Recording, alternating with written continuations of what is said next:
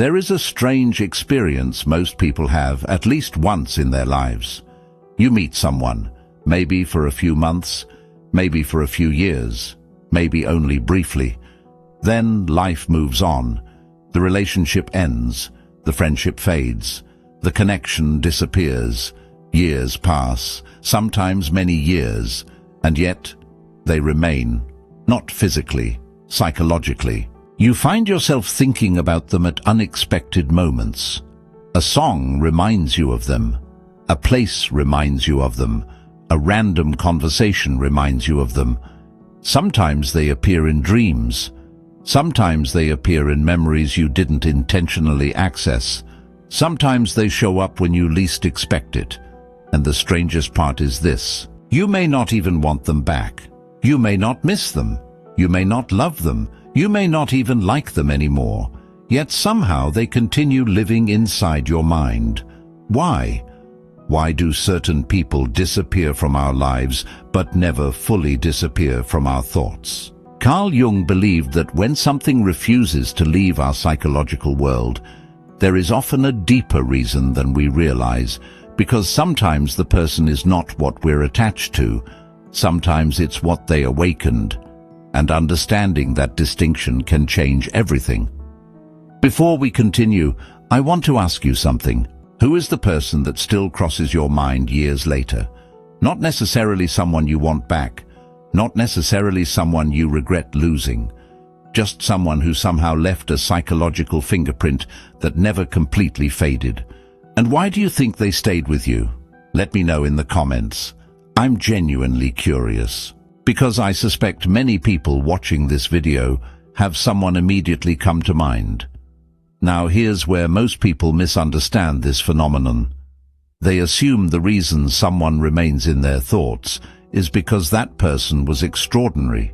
Sometimes that's true, but often something much deeper is happening, and the first reason may surprise you. And the strangest part? The person who still occupies your mind may not be the person you think you're remembering. By the end of this video, you'll understand exactly what I mean. Reason 1. They represented a part of you that was never fully explored. Carl Jung believed that every person we meet acts as a mirror.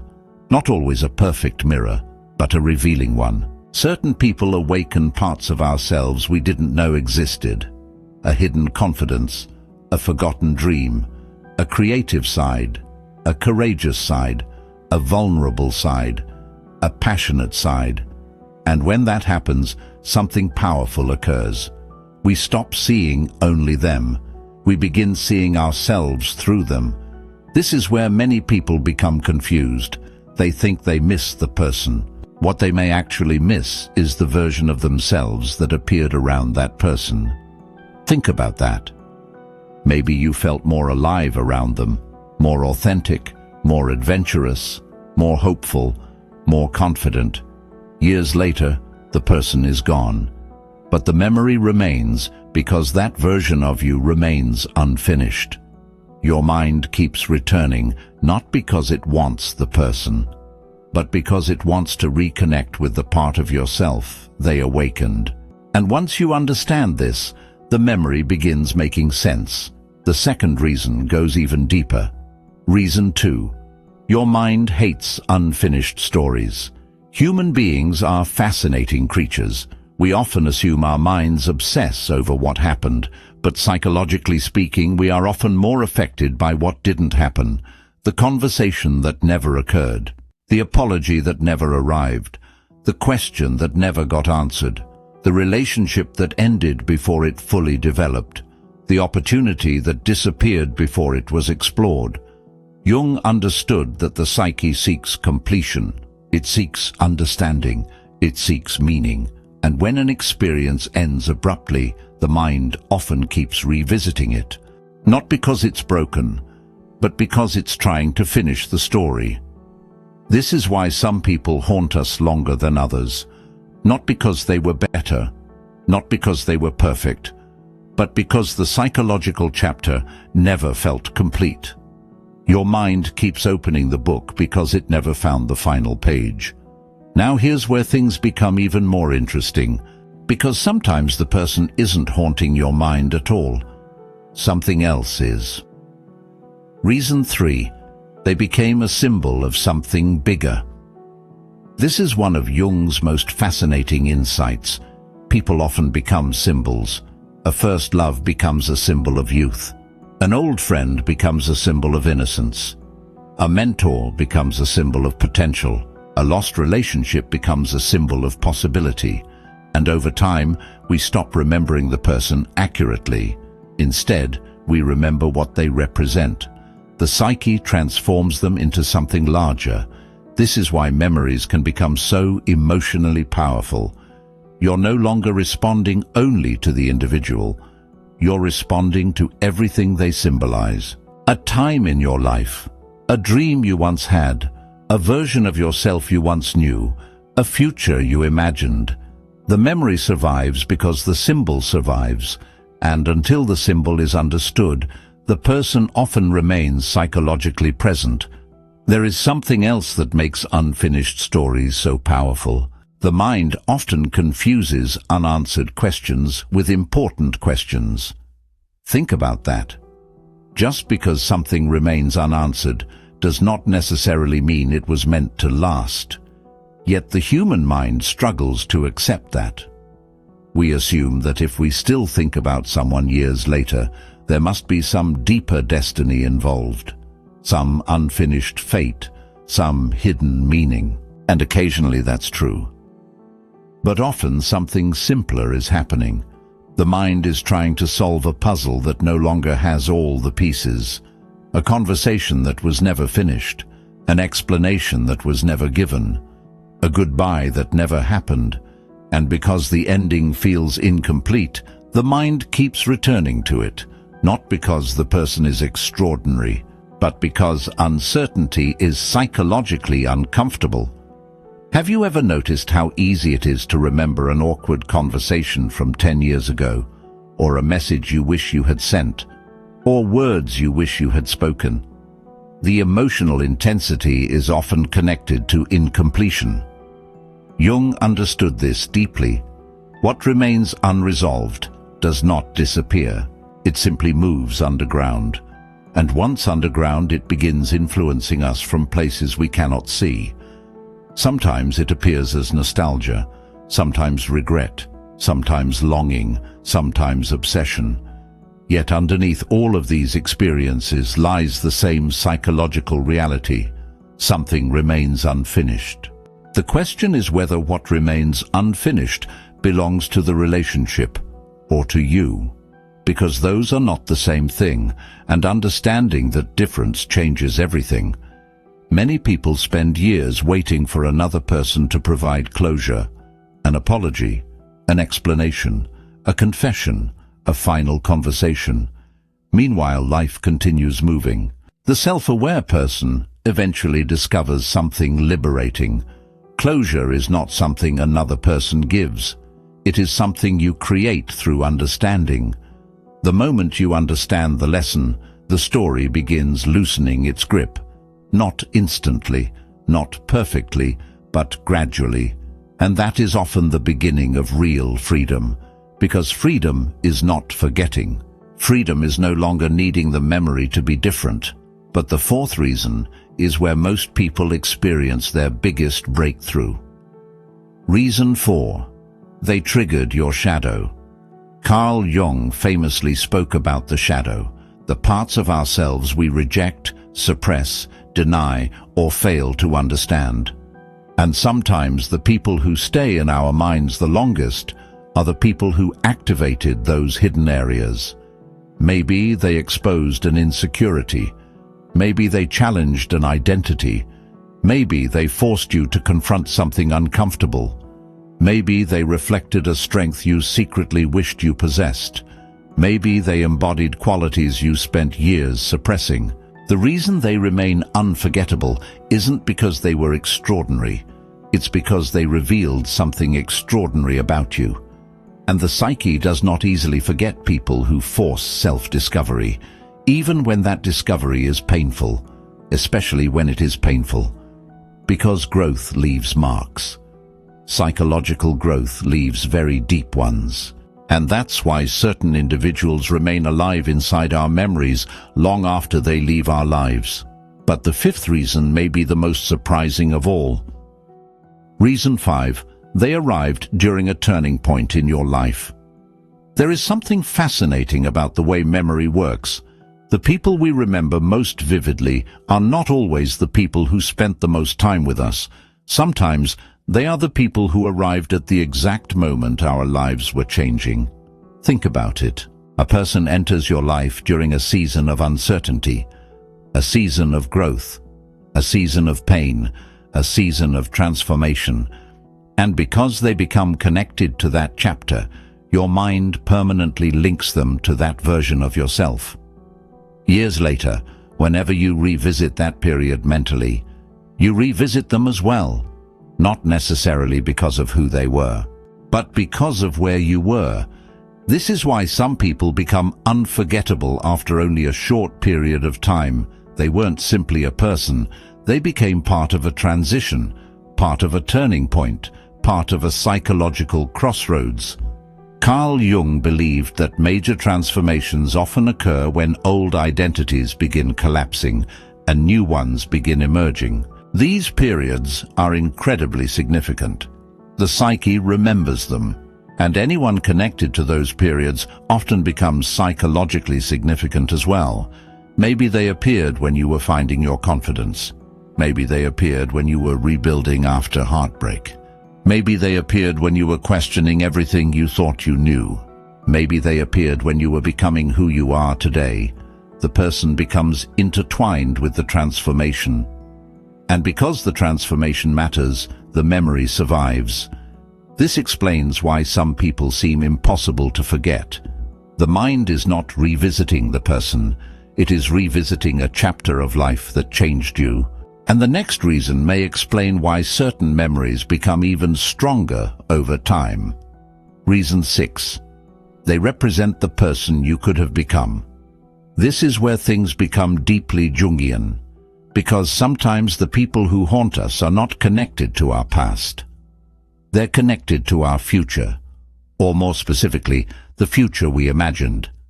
Imagine two roads. One road is the life you chose. The other road is the life you didn't. Most people continue walking forward, but the psyche occasionally glances backward, not because it regrets, because it wonders.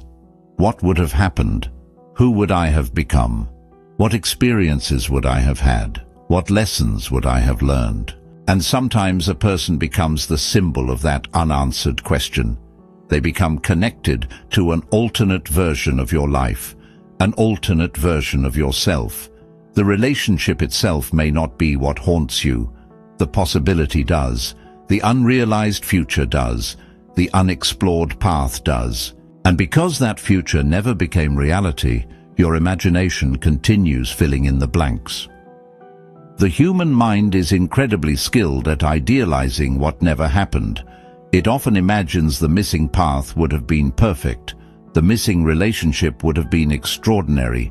The missing future would have solved everything. Yet Jung would caution us here, because fantasies are rarely accurate. The road not taken contains struggles too, disappointments too, complexities too.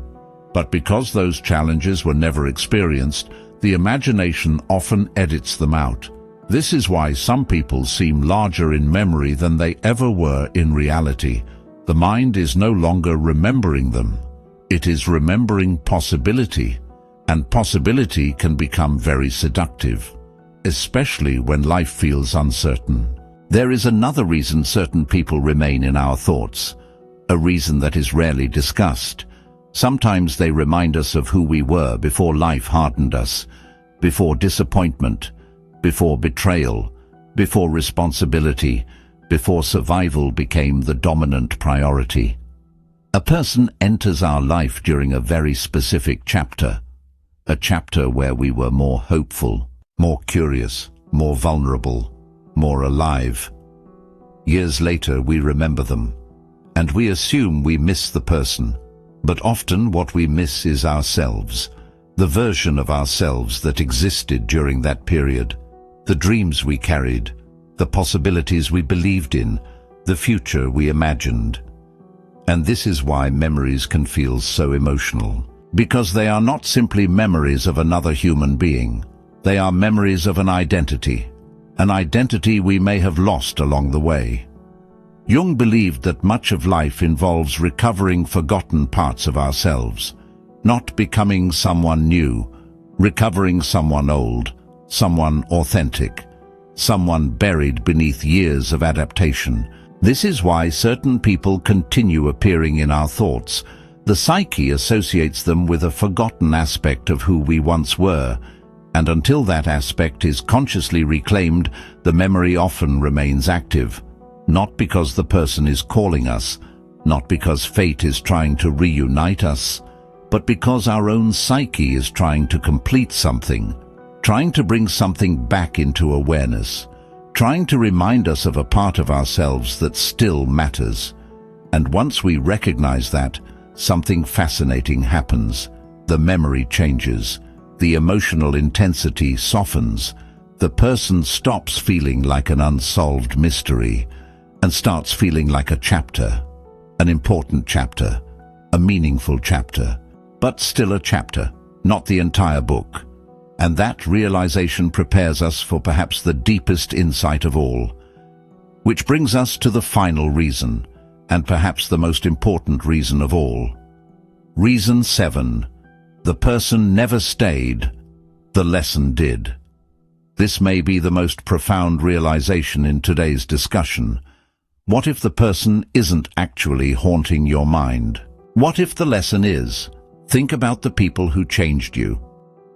The people who challenged you, the people who awakened you, the people who forced growth, the people who taught you something about yourself.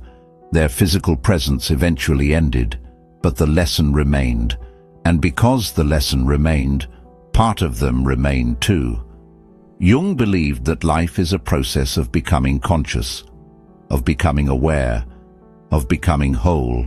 Many of the people who enter our lives become catalysts for that process. Some arrive to encourage us, some arrive to challenge us, some arrive to expose wounds, some arrive to reveal strengths, some arrive to force transformation. And once the transformation occurs, the person has fulfilled their role. But the psyche doesn't always separate the lesson from the messenger. So whenever the lesson becomes relevant again, the memory of the person resurfaces. This is why certain individuals appear during moments of reflection, moments of growth, moments of transition, moments when life is trying to teach us something familiar. The mind retrieves the memory because the lesson is active once again, and suddenly something that seemed mysterious becomes understandable. The person stayed in your thoughts because they became attached to an important part of your psychological development. Not because fate trapped you, not because destiny was interrupted, not because they were perfect, but because they mattered. And there is a difference, a very important difference. One creates obsession, the other creates understanding. Carl Jung once suggested that everything that irritates us about others can lead us to an understanding of ourselves. The same may be true of the people we cannot forget, because the people who stay in our minds are often carrying clues about our fears, our desires, our wounds, our unrealized potential, our hidden selves. And perhaps that is why certain people remain psychologically present long after they physically disappear. They have become symbols, mirrors, teachers, messengers, not necessarily of who they are, but of who we are. The real question then is not, why can't I stop thinking about them? The real question is, what are they still teaching me? Because the moment you answer that question, something interesting happens. The memory often changes. The emotional charge begins softening. The confusion begins clearing. The obsession begins transforming into insight. And for the first time, you stop looking at the person. You start looking at the lesson. And that lesson may have been the reason they appeared in your life in the first place. Before you go, I'd love to ask you one final question. Do you think the person who still crosses your mind is there because of who they were, or because of what they awakened inside you?